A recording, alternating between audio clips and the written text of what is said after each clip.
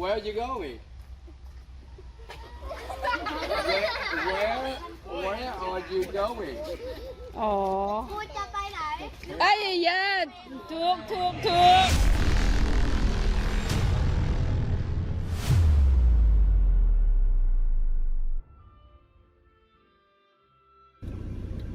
โอ้นักเรียน มาแล้วพระพุทธนิมิต รถทัวร์2 4 เบิ่งอันน่ะ 5 5ค่ะ เบิ่งอาณาธรรมจักรโอ้เก่าแท้เก่าว่า ทางขึ้นอุโบสถไม้มหาธาตุเจดีย์ส่วนไหว้พระนาม ในเมืองท่านเดินเอากลับบ้านหินแกะสลัก โอ้งามลมลื่นเนาะ ล่มลื่นต้นไม้หลายอยู่ไหนนี่ต้นไม้หลาย ค่อยๆเนอะทางเข้า ซาซาพระพุทธไสยญาติพระพุทธไสยญาติ Then you will arrive at your destination. ขอบใจละละที่บอกคอยว่าคอยมาฮอดแล้ว พูดไปจอดห่มไหนๆไปแล้ว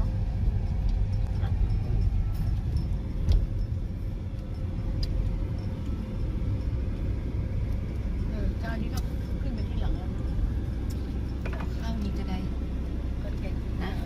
ข้าวนี้ก็ได้นะ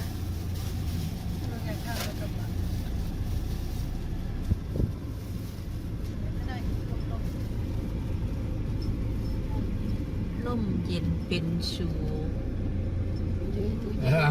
เด็กๆขึ้นมาแล้ว อ้าว โรงเรียนอนุบาล ถูกใจพี่ กิตติยา ช โรงเรียนอนุบาลกิตติยา เต็งหนามชื่อต้นไม้ อันนี้คุณครูนะคะ คุณครูเดินอยู่ข้างหลังนะคะ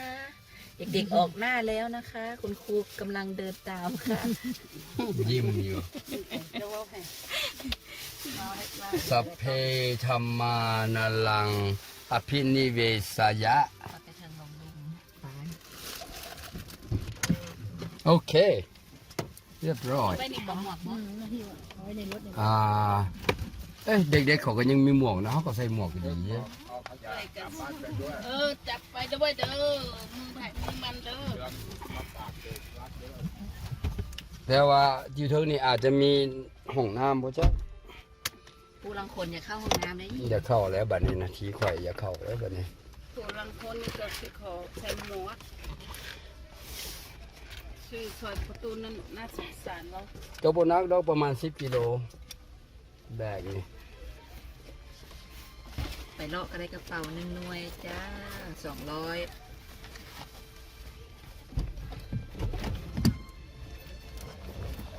ไม่ดำนี่จะเริ่มฟุยเริ่ม อันนี้ว่าโบมีห้องน้ำก็เขาออกมากับห้องน้ำล้อถ่าจอบดี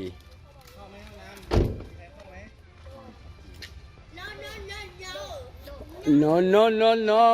โอ้โหภาษาอังกฤษเก่งนะ Who speaks English Who speaks English คุยกับลุงได้ลุงมาจากสหรัฐ Hello How are you ใครตอบได้ ไม่ไป ไม่ไป ไม่ไปจะไป ไม่ไปหรือไม่ได้ คุยกับลุงได้ Hello no speak English บอ How are you ไป ตอบได้ไหม How are you มาจากไหน แปลว่าอะไร มาจากไหน เราคุยได้ครับห้องภาษาครับห้องนี้ โอ้ภาษาเอาเลยเอาเลย ทำไมมืดล่ะ เรามืดหมดเลย อ่ะ ตื่นเต้นHow are you ไอ้ฟ้า Very Good. good There you go Where are you going Where are you going อ๋อ กูจะไปไหน ไอ้ยาถูก ตอบว่า We are going to the temple We are going to level โอ้ดีมาก เยี่ยม Temple โอเค มาจากไหนเนี่ย มาจากกิติยาค่ะสารคาม สารคามโอ้ จะปล่อยเดินกับอะไรพวกเนี้ยทำเสียหน้าหมดเลยสายอย่างดี โอ้ตื่นเต้นอะเขาว่าตื่นเต้นมากกว่า ตื่นเต้นมากกว่าโอ้น่ารักไปเลยเราลุยโอ้มันดูอาการนี่ก็โอ้ยเย็นดีทั้งอยู่ทั้งมันก็ลมลื่น พอดีมาพ่อนักเรียนจากสารคาม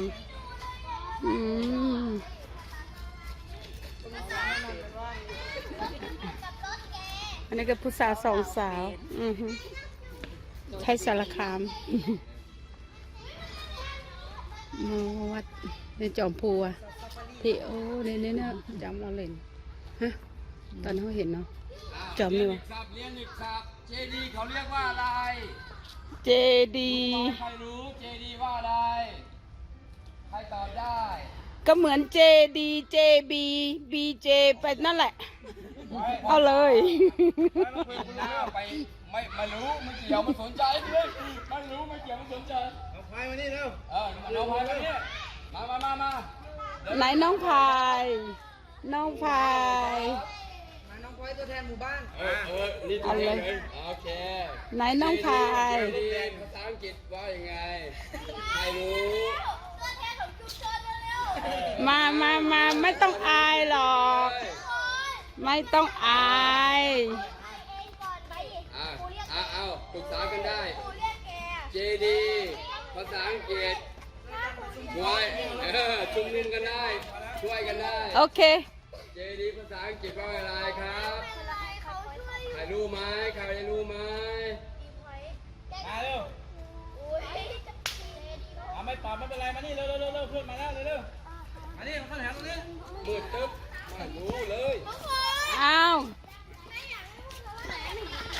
มาเร็ว เจดีว่าไง เจดีแปลว่าอย่า เขาบอกเขาว่า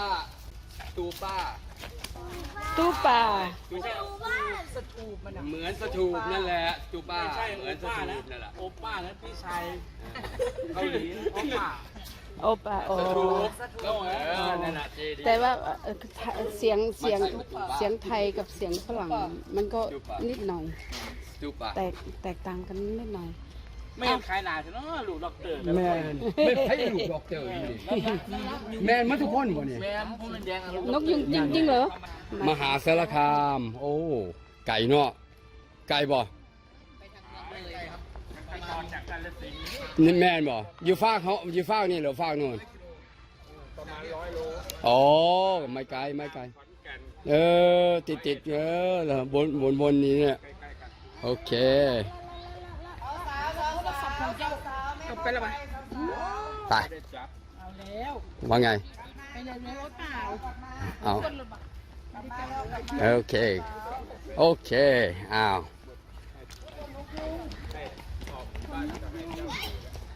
นกยุงพี่ขากเหยียบไปเลยหยิบกันไหม แต่ว่ามันเมื่อกี้นี่พอได้ บ้าง มันต้องการเจ้าอะ คือนกยุงอะไร เด้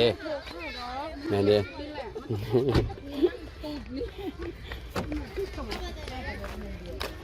See you later หมายความว่าอะไรครับ See you later เจอกันใหม่อีกครั้ง See you again เจอกันใหม่อีกครั้ง เขาแบบเขาอายอะนะ นะถ้าเขาคุ้นนิดนึงแล้วเขาก็โอเคละนะใช่เขารู้อยู่แล้วเขาอยู่ใช่ โอ้น้ำก้นปิ้งไก่ป่ะ หอมหวนนี้น้ำคนสมอ ปิ้งไก่ป่ะ พระเจ้าปิ้งปลากับปิ้งซีน ปิ้งไก่ โอ้อันนี้มันหินโบราณนี่หินสมัยเก่านี่โบราณแท้ๆนี่ไปไป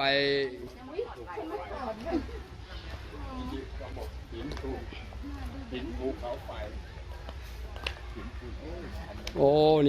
นี่โบราณแท้ๆเลยนี่ นี่หลวงพ่อใหญ่นี่อุโบสถเก่า โอ้สวยมาก วัดพุทธนิมิตรกำลังส่อมอยู่บ่อทางในหันโอ้กำลังคัดไม้โอ้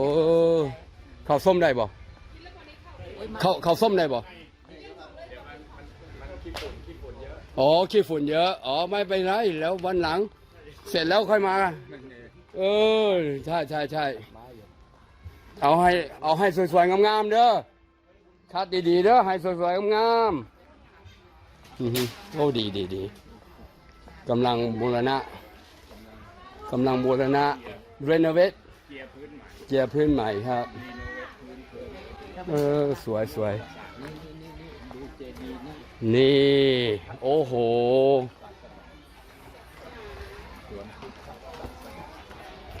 โอ้อลังการมากโอ้อลังการมากโอ้ปาติโท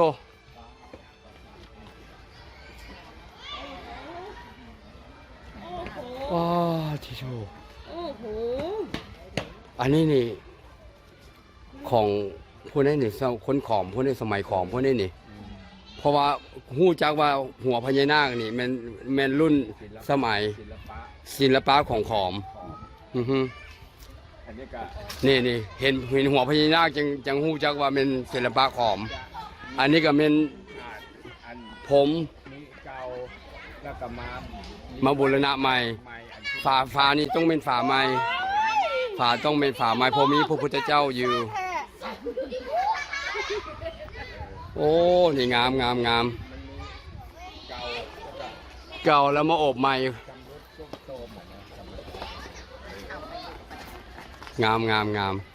ต้นโพเป็นเอาหากไม้มาเป็นต้นโพเกิดขึ้นซ้อนมาคุณครูมาเอาป้ามาเจ้าเลยเนี่ยมาเร็วทีละคนพยายาม เรียน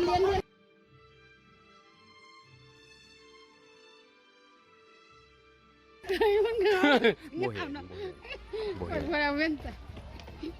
โอ้นี่มีน่ะรอยเท้านี่เข้าไปเบิ่งได้งาม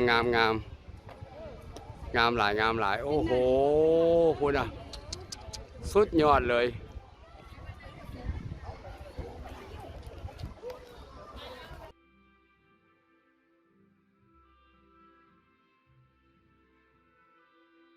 เที่ยวโบเสียเที่ยวสมัยนี้เด็กด้วยกรุณาถอดรองเท้าเด็กด้วย please take off your shoes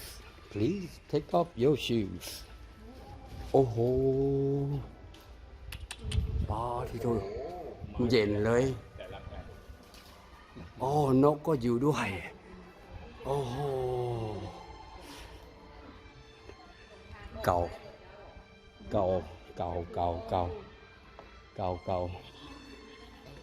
จ้าว่าอย่างเจ้าว่าอย่างว่าพระเก่าอยู่เทิงๆพุ่นว่าเนี่ยวะพุ่นว่าแม่นเมื่อวานพระเก่าเมื่อวานโอ้เด้อเห็นบอกพระเก่าเพิ่นจะไว้เทิงๆพุ่นเมื่อสมัยว่าโอ้หลายร้อยปีพระนี่พระพุทธรูปแล้วก็งาสร้างเห็นงาสร้าง4ด้านเมื่อกี้เห็นงาสร้างบ่เห็นงาสร้าง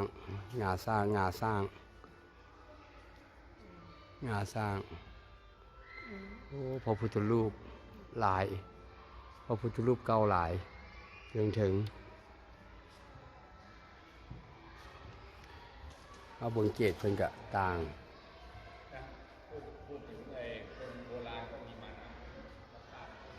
นี่ถูด้วย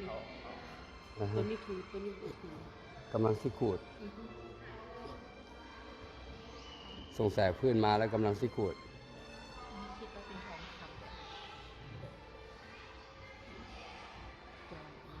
อาจจะเป็นไปได้แต่ว่าง ามคุณมีแต่พระเก้าเบิดเลยเดี๋ยวนี้มีพระ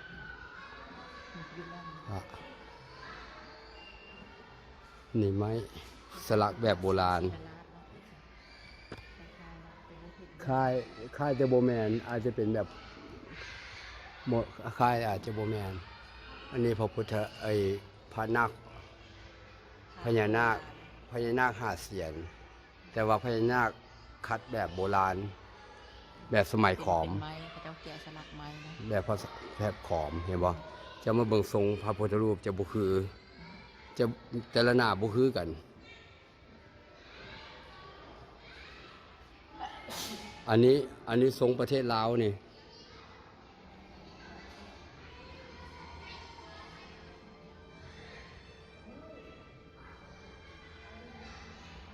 โอ้งามเก่าหลายเก่า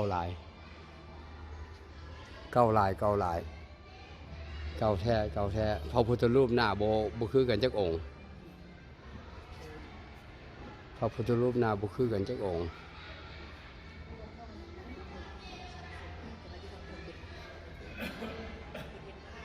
โอ้เพิ่นเอาออกเรียกว่าเพิ่นเอาพยางโอ้เอาธงยางปกเอาพยางปกนี่เด้4 ด้านนี่เพิ่นเอาพยางปก เป็นปกไว้ก่อน ปกบ่ให้กี่ฝุ่นถึก4 ด้าน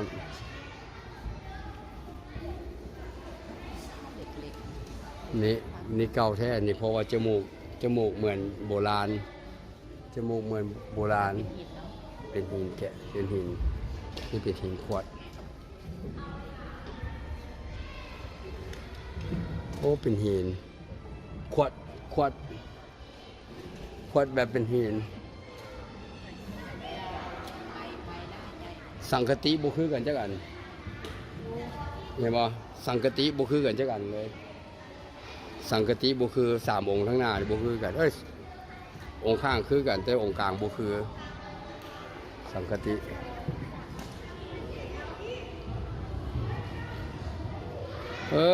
สาธุสาธุไหว้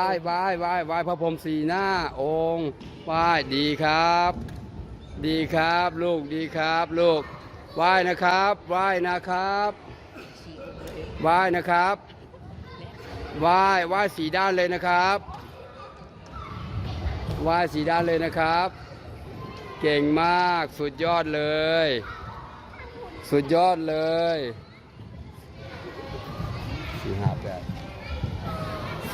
ยไหว้เลยครับกราบ3จบ4 ด้านครับกราบ4 ด้านจบครบ4 ด้านนะครับครบ4 ด้านนะครับโอ้นี่สวยมากเลยนี่สวยมากเลยกราบสวยมากกราบเย็นช้าไม่ต้องรีบนะครับโอ้โหเอาเลยเด็กๆทั้งนั้น เด็กไอ้อ้วนกราบสวยๆครับกราบสวยๆครับนั่นไม่ใช่กราบนะเนี่ยในกราบพระพุทธรูปเนี่ย4 ด้านกราบงามเป็นคนดีกราบงามเป็นคนดีนานดีแล้ว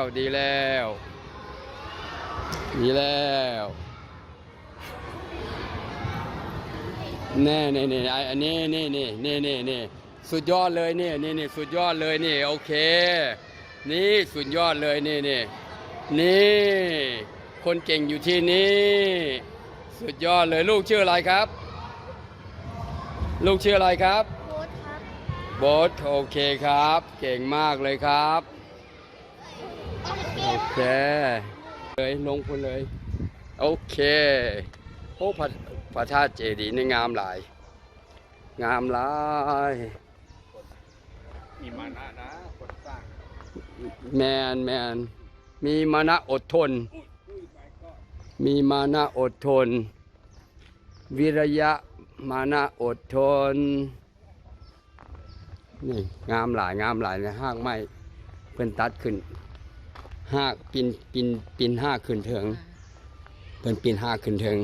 เพื่อจะสิขุดได้เนาะ โอ้ส่วนสิแกหากขึ้นแต่ละสิ้นเนาะ เราดีไป เบิ่งดูหากเนี่ย ตายซี่เป็ด สัวเสียน่ะเอาหากเราขึ้นมานี่บ่ได้ธรรมดาเด้นี่อ่าฮะ โอ้นี่ไม่เรียกว่าทางขึ้น4ด้านคือกันแปลว่า4ทิศเด้นี่เห็นบ่4ทิศ นี่ ถ้าไปเห็น ศิลปะสมัยขอม ดึงกดมาฟังนี่ สมัยขอม โอเค อันนี้เรา แม่นสมัยก่อนแท้ ง่ายลอยอยู่น้ำของซ้ำนี้ไปเป็นบ่ป้า ไปเป็นโอ้นี่สี่ทิศโอ้ยังบ่แล้วเดี๋ยวพูนสัญลักษณ์โอ้มี4ด้านเด้อพระเจดีย์นี่สี่เหลี่ยมโอ้งามขนาดเลยนะเบื้องพื้นนี่นะน่าจะเป็นวังเนาะน่าจะเป็นปราสาทเป็นปราสาทเก่าของ พวกขอมโบราณ พวกของโบราณแม่นละแล้วก็พระพุทธศาสนาก็มาเสริมต่อสืบต่อแม่นประมาณนั้นเนาะ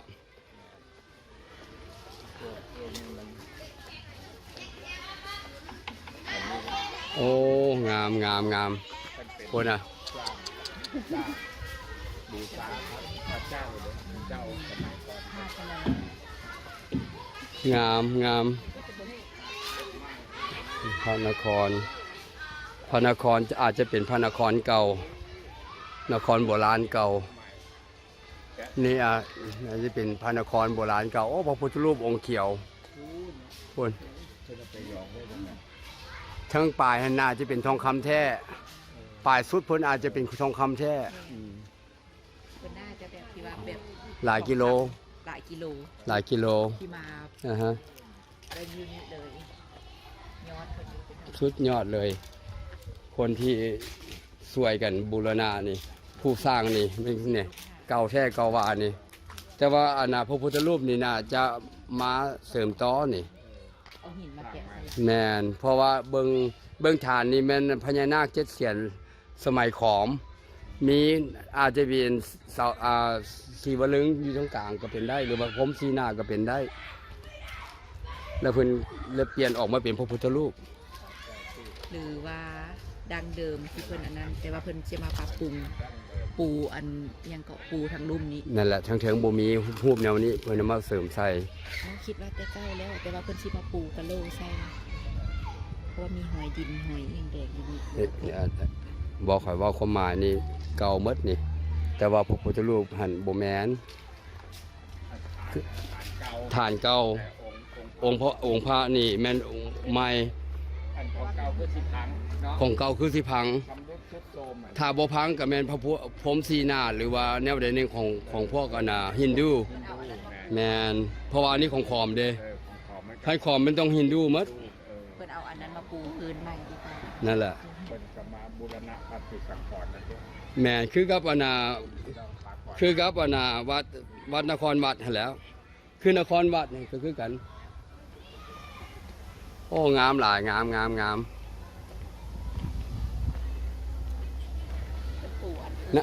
นครวัดก็เดิมก็เป็นฮินดู เอาพระพุทธรูปมาใส่มาเสริมใส่กอดรองเท้า การทำงาน อ่ะกะสิถอนให้ทั้งหน้าเลย เพื่อเป็นการสักการะสถานที่ แม่นเห็นบ่เป็นไม้เด้อหั่นเนี่ยบ่ สัมผัส อือฮึ ไม้บ่อยู่ถึง อันนี้เป็นไม้หมดนี่ แนวนี้เป็นไม้หมดนี่ อันนี้แบบโต๊ะเพิ่นก็เป็นหินเนาะแล้วคันเด็กเพิ่นจะเป็น เข้าใจแต่อันนี้ไม้หมดนี่ บูรณะ พื้นนี่ไม้ อันนี้ก็ไม้หมดนี่ไม้หมดบ่แม่นเก่าถ้าค่อยเดาว่าเพชรนี่เป็นปราสาทคล้ายกับองค์นั้น แต่ว่าเพิ่นบูรณะบ่ได้ คงเก่า แม่นคงเก่าฐานเก่า สำรุดแตก อืม หักล้วก็ แม่น จากเติมจากของเก่า แม่นงามหลายตัวนี้อันนี้ก็คือกันนี่สลักนี่แม่นน่ะไม้ อืม องค์เดิมมันน่าจะอยู่ในหั่นองค์เดิมนี่เป็นสีดำหั่นฟ้าสีดำหั่น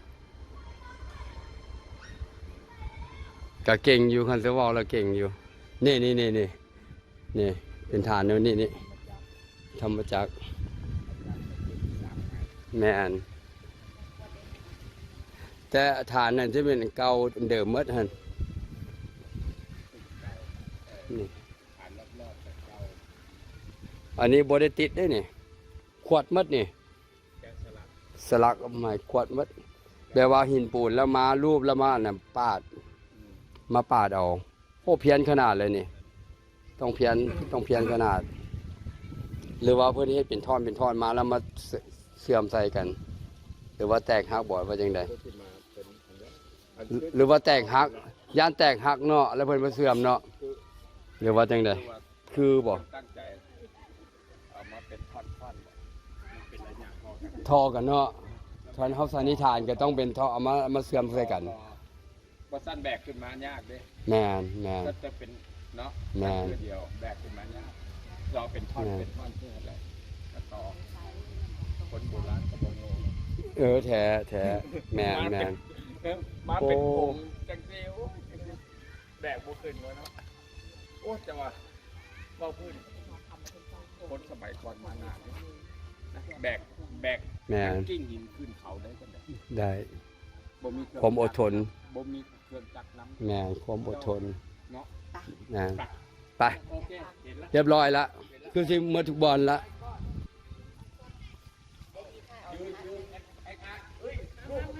รูปหมูโอ้ยมาถ่ายรูปหมูนะ แม่น รูปหมูตายหาละ รูปหมู พระเจ้าใหญ่เพิ่นกับว่า เดี๋ยวยืนแซมโป้ เพิ่น แซมโปโอ้หูจากฮอดแซมโปเลยเดี๋ยวนี้ โอ้ย แค่หูแซมแซมเปิ้ลละ ไปออก แซมโป YouTube แดดเพิ่นก็สิว่าตัว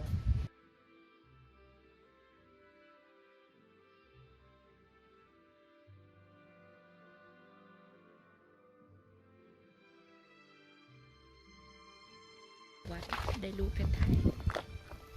งามหลาย ขอบุตรดีบุตรตาง ามหลาย ปรนัง กัจฉามิงามหลายป้านี่ต้นไผ่มีต้นไผ่มีกอ หน่อไม้หน่อมันหมู มีกอหน่อไม้ มีหน่อไม้หน่อเดียว โอ้นี่นะเพิ่นเฮ็ดนะโอ้นี่เด้นี่ พุทธังจารังจามิ นี่เก่าแท้เก่าว่านี่พุทธนิมิตบอนในหลวงรัชกาลที่10มาบวชอยู่นี่ อยู่นี่เขาเจ้ามาแสดงละครเนอะ อาจจะเป็นไปได้ เรื่องพญานาคที่อันเดือนลูกนะ อาจจะเป็นไปได้เพราะว่าอย่างอันนี้ปราสาทเก่าบ่แม่นของศาสนาพุทธ ไปทางนี้ถือเลย พระมา โคถือได้ทาง แต่ว่าเขามาเปลี่ยนแปลงเป็นของศาสนาพุทธที่จริงแล้วบ่แม่นของขอม เพราะว่าเห็นเขาเจ้ามาแสดงหนังทันใส่ โอ้หลวงพ่อโตโอ้หลวงปู่ข่อยให้ขอกราบได้นี่หลวงพ่อโตเจ้าสมเด็จพระเครื่องสมเด็จนะนี่แหละเพื่อนนี่แหละเป็นผู้เริ่มต้น เพื่อนนี่แล้วเป็นผู้เริ่มต้น ขอกราบหลวงปู่เด้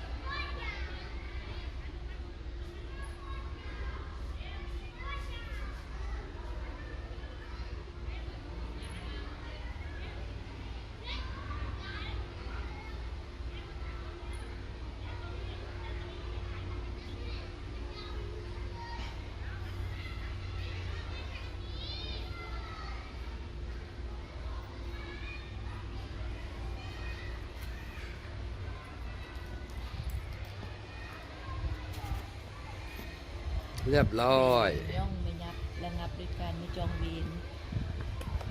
อ่าฮะ ผู้ปฏิบัติธรรมย่อมอยู่ใน ค ย่อม ติ อยู่เป็นสุขคำ คติคติเตือนใจ คติเตือนใจ สาโนว คติเตือนใจ ขติผู้รู้ดีเป็นผู้เจริญ นั่นแหละ คติเตือนใจ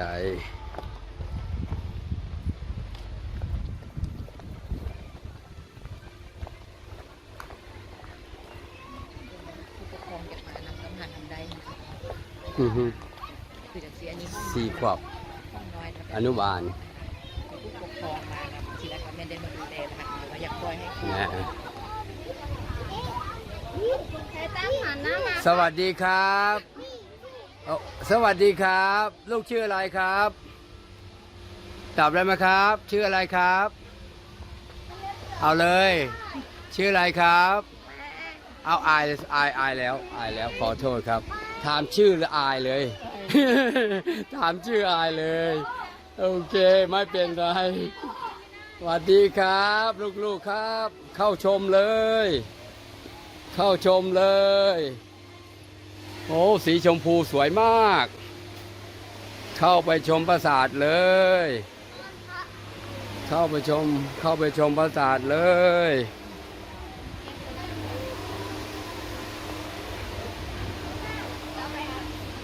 มาหนักหาหนักมาก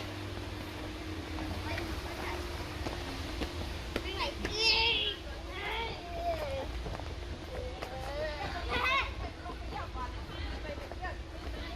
โอ้ระวังนะลูกนะ วิ่งเร็วระวังนะครับ วิ่งเร็วระวังนะครับ โอ้โหสีชมพูสวยมากเลยครับ อนุบาล2เหรอโอ้โหเบาๆเลยนะอย่าวิ่งเร็วนะล้มเจ็บนะขึ้นซ่าๆขึ้นซ่าๆผู้เฒ่าผู้แก่ขึ้นซ่าๆเด้อขึ้นซ่าๆลูกซ่าๆลูกหานะ